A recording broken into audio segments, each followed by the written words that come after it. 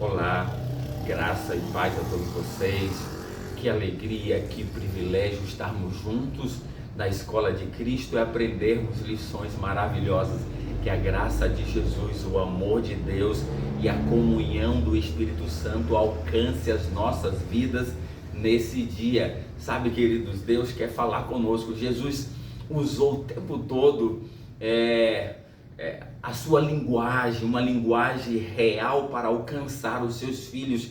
E Jesus falava de forma simples, mas que podia atingir o coração e a mente dos seus ouvintes. Jesus falava de coisas que eles conheciam, ele trazia o conhecido para levar ao desconhecido. É por isso que Jesus usou de muita parábola, a parábola é uma figura de linguagem para ilustrar uma verdade profunda do reino de Deus. E Jesus era um mestre por excelência. As parábolas são ilustrações simples, são histórias para que os ouvintes, eu e você, e aqueles também que estavam com Jesus pudessem entender. E nós vamos hoje estudar uma parábola das mais importantes, a parábola do semeador. Nós vamos orar para que o Espírito Santo nos ilumine, assim como quando Jesus estava falando, ele estava cheio do Espírito Santo e o Espírito Santo tocava o coração dos ouvintes, que esse mesmo Espírito agora toque ao nosso coração e a gente entenda essas verdades, mas mais do que entender, que a gente viva essas verdades, tá bom? Vamos orar então nesse instante. Amado Deus, querido Pai, eis-nos aqui, Senhor, na Tua presença, orando a Ti, tendo a certeza de que o Senhor quer abrir a nossa mente, o nosso coração para entender as Tuas verdades. Que o Santo e Bom Espírito nos ilumine, perdoa-nos, Senhor, e amplia nossa capacidade para fazer a Tua vontade. Nós te oramos por Jesus. Amém. Olha aqui, Mateus capítulo 13 é o início da parábola do semeador. Sabe, Jesus estava, as multidões seguiam Jesus e os discípulos também estavam com Jesus.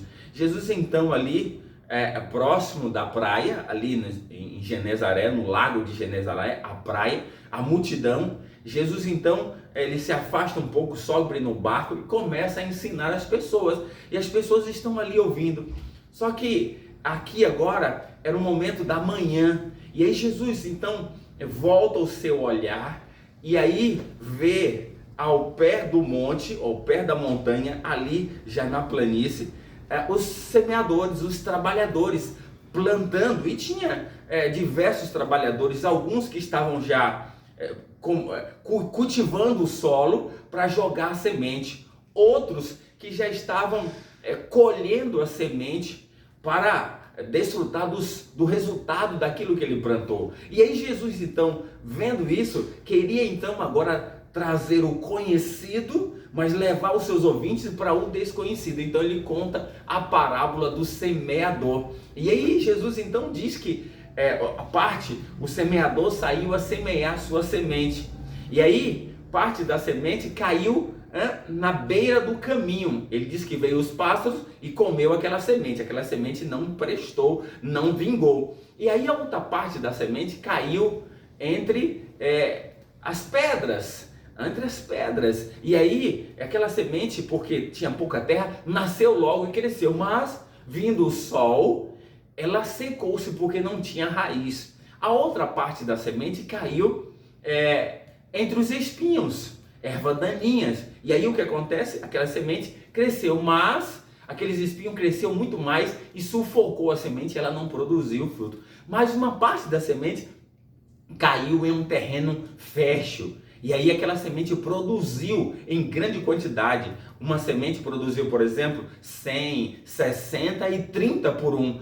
E esse é o resultado. E aí Jesus então agora conta essa parábola e os discípulos então ficaram um pouco sem entender. Quando chegou lá, os discípulos perguntaram: por que Jesus falava em parábola? Jesus então disse: eu falo em parábola para que vocês possam pensar mais, me perguntar e eu possa trazer resposta. Parábola é para aguçar a investigação. Esse é o objetivo, é para fazer a gente querer entender mais. Aí, agora vem a explicação dessa parábola por Jesus, e diz aqui o texto bíblico, capítulo 13, a partir do verso 18, diz assim: Atentai-vos, pois, à parábola do semeador.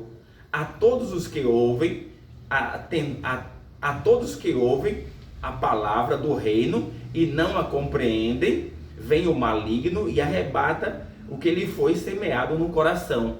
Ou seja, no coração. Este é o que foi semeado à beira do caminho. Jesus está dizendo que é aquela semente à beira do caminho, que o pássaro, que representa aqui o diabo, é todo aquele que ouve a palavra, mas não entende. Na verdade, ele não quer aceitar, ele não aceita a verdade da palavra. Aí o diabo vem e come a semente e não vai para lugar nenhum.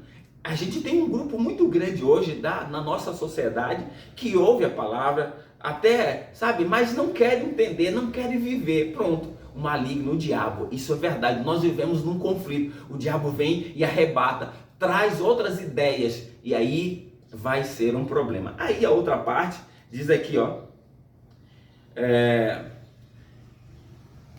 verso 20: o que foi semeado em solo rochoso esse é o que ouve a palavra e a recebe logo com alegria, mas não tem raiz em si mesmo, sendo antes de pouca duração, e lhe chegando a angústia ou a perseguição por causa da palavra, logo se escandaliza. Pronto, aquele que nasceu, que a semente caiu, foi jogada em um solo ali, pedregoso, ela nasce logo, mas quando vem o sol, que Jesus disse, mas aqui ele diz que agora é o que?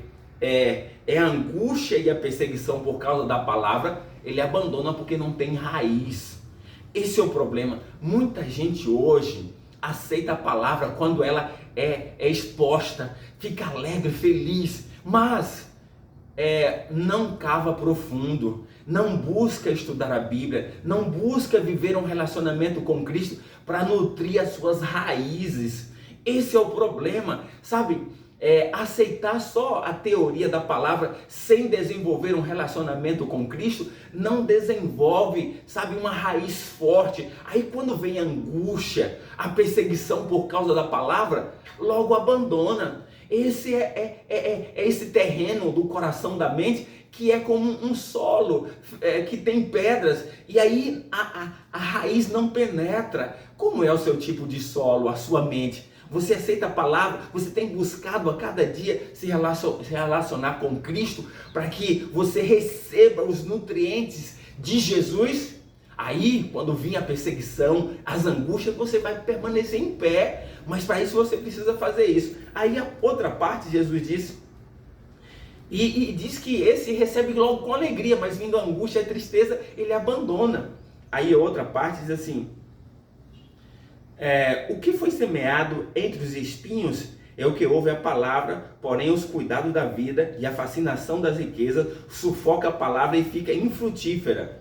Olha só, esse agora, em meio aos espinhos, ouve a palavra, mas agora ele aceita, ele cresce, mas sufoca. Vem os cuidados do mundo e a fascinação das riquezas. Eu quero ler contigo agora sobre esse aqui, ó. Vamos lá para Tiago. Tiago, capítulo 4, verso 4. Diz assim, Tiago 4 vai dizer assim a palavra de Deus: infiéis, não compreendeis que a amizade do mundo é inimizade de Deus? Aquele, pois, que quiser ser amigo do mundo, constitui-se inimigo de Deus. Ou supondes que em vão afirma a Escritura, e com ciúme que vos anseia o Espírito, que ele habita em vós? Antes ele dá maior graça, pelo que diz: Deus resiste ao soberbo, mas dá graça aos humildes. Suportai-vos, portanto, sujeitai-vos, portanto, a Deus, mas resisti ao diabo, ele fugirá de vós. Ou seja, infiéis, não compreendeis que a amizade do mundo é inimizade contra Deus. Ou seja, não dá para viver a fascinação do mundo. O que o mundo oferece, a amizade com o mundo, vai levar um afastamento de Deus. Então nós precisamos viver o relacionamento com Deus, não com o mundo. E as fascinações da riqueza, o que é isso? Olha o que Tiago diz aí, o Timóteo diz aqui, ó. 1 Timóteo, capítulo 6, verso 9 e 10, diz assim: ora, os que querem ficar ricos cai em tentação e cilada, e em muitas concupiscências insensatas e perniciosas, os quais afoga os homens na ruína e perseguição. Porque o amor ao dinheiro é a raiz de todos os males, e alguns nessa cobiça se desviaram da fé e a si mesmo atormentaram com muitas dores. Pronto.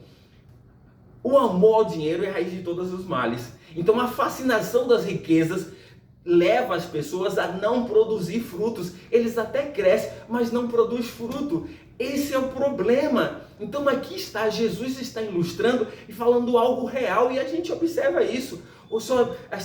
O cuidado do mundo, os prazeres do mundo têm afastado as pessoas e não têm produzido frutos. E aí a fascinação, o desejo de dinheiro, de riqueza, de fama, sabe o que tem levado?